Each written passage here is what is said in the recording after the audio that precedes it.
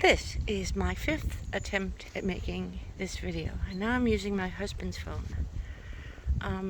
It would freeze and then turn off the whole phone, the video. I'm losing patience. Okay, he's a real computer specialist, but he couldn't find any reason for it going on. It has nothing to do with the actual phone, something to do with the memory or storage. Anyway, this is my forest, and here are my boopies. She's the mother in the back, and the little guy in the front is her son. Oh, and I threw some food out. She's 14, he's almost 12. She's half dachshund and half tiny white poodle.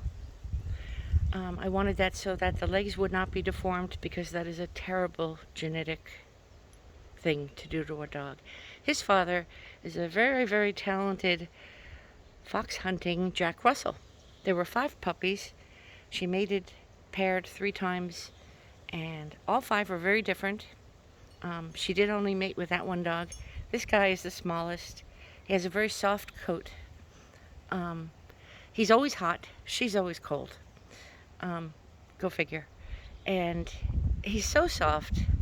And he was not trained. She was very much trained. I wanted to see what happened when she trained him. You can tell when they're bored, he was going to be a feisty one. He was so tiny, maybe the size of smaller than a baseball. And but he had a mouth on him even then.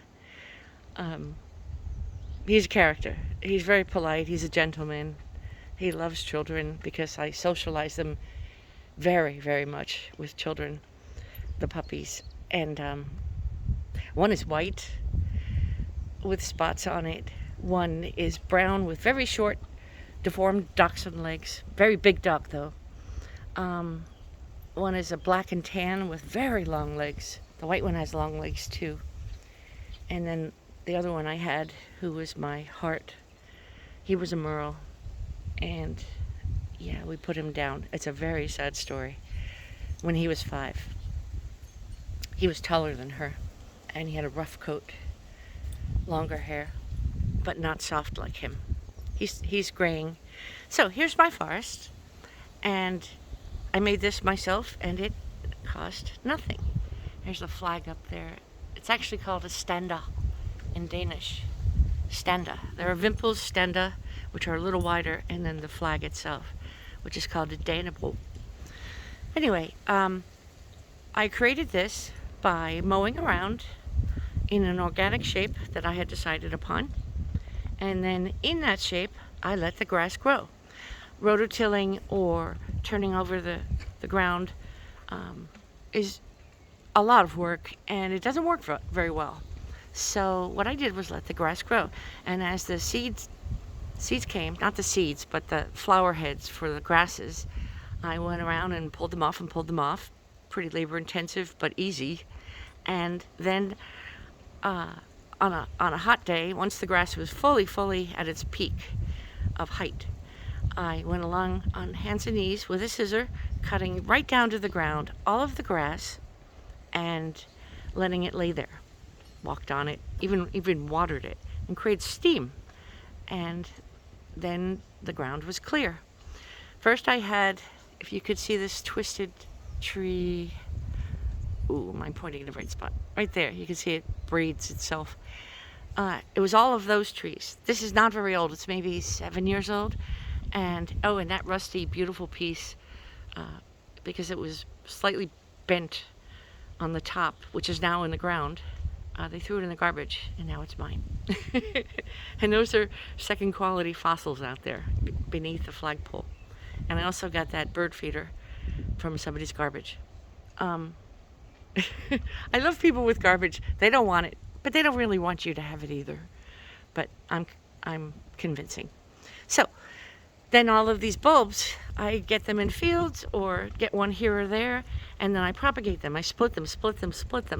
So in 7 years, look what I've got. This is the 5th wave of bulbs. There will be 11? 13? Yeah, 13 in all. And tulips are coming next, as is the grape hyacinth there, which I used to love a lot, but they make so many seeds, and that's a real pain in the neck. And if you pull the flowers off before they've made the seeds, they'll make more flowers, which is annoying. Here you can see a very tiny, short blue flowers. They're true blue, those. And they're called Scala, and they're from Siberia. I like them. This, in a few weeks after the tulips are gone, it will turn completely bull. It will turn completely blue with Spanish bluebells. Spanish bluebells also come in white. And I weed them out carefully, so I maintain the blue. But there will be many more phases. What else is happening? There'll be a white phase too. I like daffodils that have shorter trumpets, especially if they're brightly colored, as in those or those. Yeah. And I do not like long trumpeted ones. None of these are my favorites. I haven't, in another part of the garden, my very favorite types of daffodils. And daffodils are great because they require no maintenance whatsoever, whereas just about every other bulb does. You must look at the guy back there. Hi, girly. You must get rid of seeds, get rid of the dead growth. Daffodils fade away very nicely. There's some mini daffodils right there. And those are pretty. They're lemony back there. And even though they have a long trumpet, they're pretty cool. I also have doubles in here. I'm not a fan of doubles. I know they're very fancy and people love them. I kind of like the white ones, but again, I prefer the shortest trumpet possible. So, yeah. So then, okay, so the trees weren't doing too good, these twisted willows. And so, from Korea, or China, Korea and China, North Korea. And so I got rid of them, cut them up, or dug them up, and then I took these 1 centimeter little seedlings, hybrids of several kinds of birch tree from my driveway, and I put them in soil and grew them.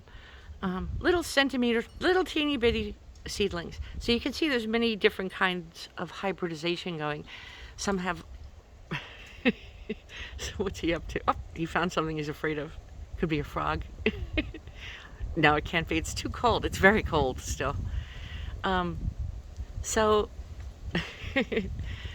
some have more weepy branches, and I cut the branches as the tree increases in diameter to be, the diameter has to be, let's see, a little more than an inch before I can cut a branch higher. So now I can walk in there once the bulbs are all gone. And yeah, so that's what's going on. Anything else? That's a beech hedge. They're very common here. They grow very fast.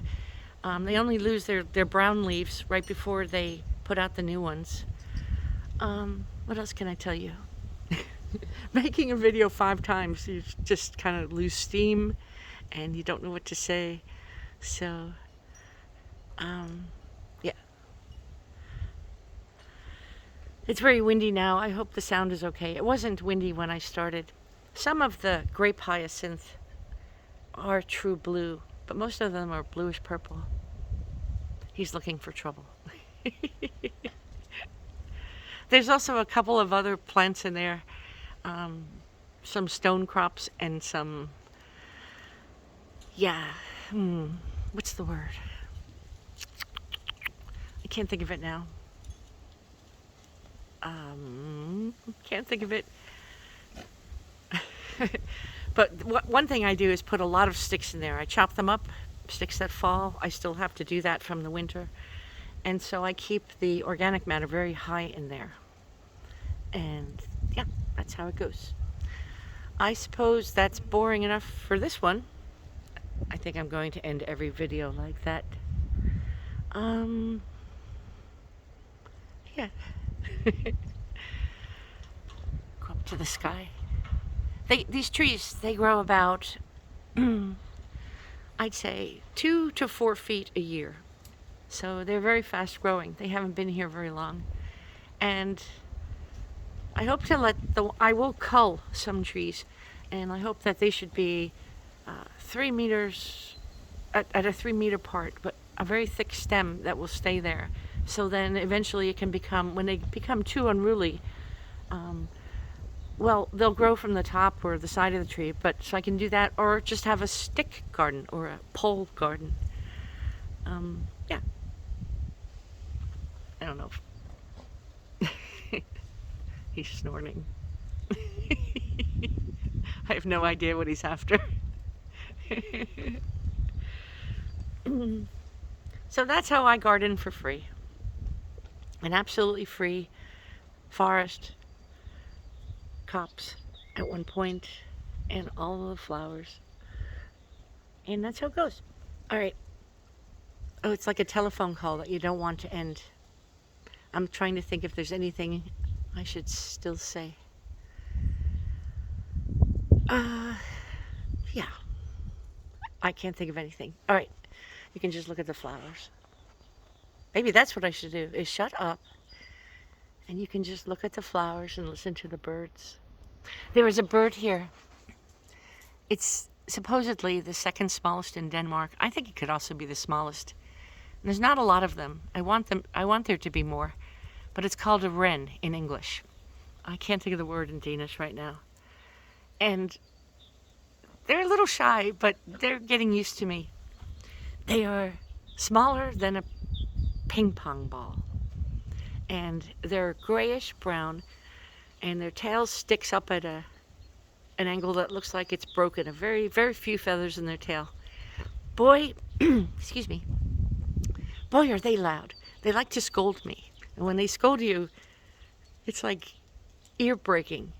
They are such a loud bird. You might want to look them up. I don't know if you could find the actual volume, but they can really scream at you, and they kind of hop as they scream.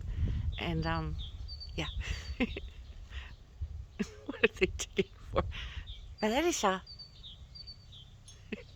Anyway, I love these little tiny birds. To try to find would be almost impossible right now, unless one came to scream at me. All right. Have a nice day, everybody, or a nice evening, whatever it is. Goodbye.